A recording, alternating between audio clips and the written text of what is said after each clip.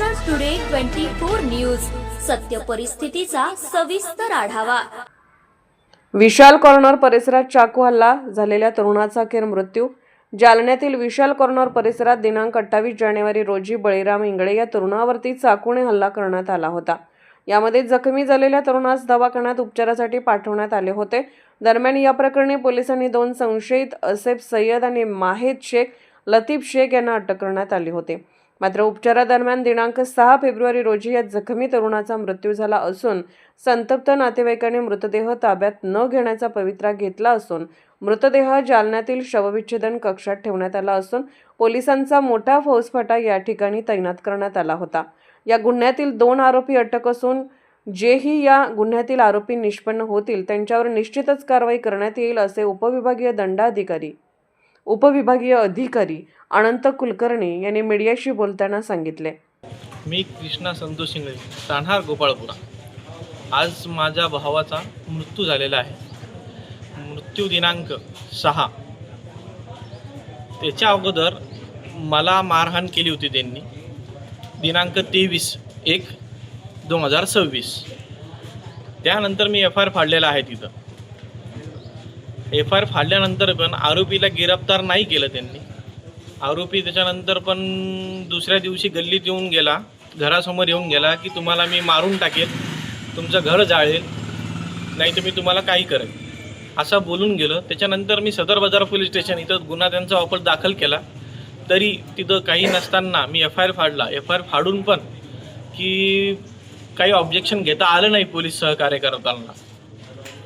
आज पोलीस सहकार्य करताना 23 तारखेला काही ऑब्जेक्शन घेता आलं असतं तर माझा भाऊ आज जिवंत राहिला असतो। त्याच्यानंतर की फक्त आरोपीचे वडील आणि आरोपीच्या वडिलाचा जवाई हा दोन्ही गिरफ्तार करावे ही मागणी आहे। आणि हे मला पोलीस प्रशासनाने लेखी देऊन करून द्यावं, फक्त ही मला मागणी आहे। मृतदेह का ताब्यात घेत नाहीत तुम्ही? मृतदेह का ताब्यात घेत नाही? काय मागणी तुमची? जोपर्यंत न्याय भेटत नाही, लेखी भेटत नाही, तोपर्यंत मृतदेह हातात भेटणार नाही किंवा आम्ही इथून हलवणार नाही। त्याचं PM पण करणार। किती वाजता झाला त्याचा मृत्यू? सकाळी 8 वाजताच्या सुमारावर त्याचा मृत्यू झाला। एक खुनाचा प्रयत्नाचा गुन्हा दाखल झालेला होता कदीम जालना पोलीस स्टेशनला। सदर बाजार हद्दीतील घटना होती आणि त्यामध्ये आपण 2 आरोपी पण अटक केलेली होती त्यावेळेला। दुर्दैवाने अति त्या म्हणजे बळीराम इंगळेंचा आज मृत्यू झालेला आहे। त्यामुळे त्यांच्या नातेवाईकांनी काही सखोल तपासाची आमच्याकडे मागणी केलेली आहे। आम्ही म्हटलं की सायंटिफिक वैज्ञानिक आणि पारंपरिक पद्धतीने आणि तांत्रिक पद्धतीने सखोल तपास करून आपण निश्चितच कठोर कारवाई होईल आणि शिक्षा होईल या दृष्टीने प्रयत्न करूयात आरोपींना। आणि त्यांचं म्हणणं की यामध्ये हे जे 2 आरोपी अटक केलेले त्याशिवाय अन्य काही आरोपी आहेत असं त्यांचं म्हणणं आहे।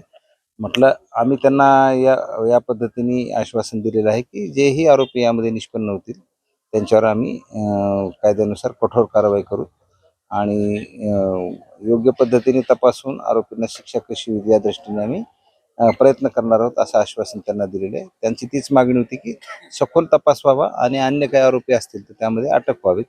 त्यांचा काही लोकांवर त्यांचा संशय आहे, आम्ही त्या दृष्टीने सखोल तपास करून कारवाई करू असं त्यांना आश्वासन दिलेलं आहे। नेमका चाकू हल्ला कुठल्या ठिकाणी झाला होता आणि आता ते बॉडी ताब्यात न घेण्याचा हे करताय?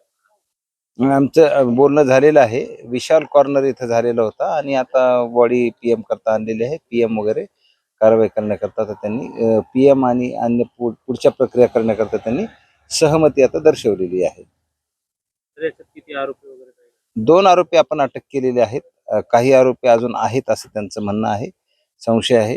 आम्ही त्या दृष्टीने पुढे अजून तात्काळ तपासाला सुरुवात पण केलेली आहे। जे आरोपी निष्पन्न होतील त्यांना आम्ही कठोर कारवाई करणार आहोत। त्यांच्यावर काय कारण होतं घटनेचं कारण यामध्ये एक मिसिंग प्रकरण आमच्याकडे दाखल झालेलं, त्या मिसिंग प्रकरणावरून घटना घडलेली आहे। महाराष्ट्र टुडे मराठीसाठी ब्युरो रिपोर्ट विलास गायकवाड, जालना।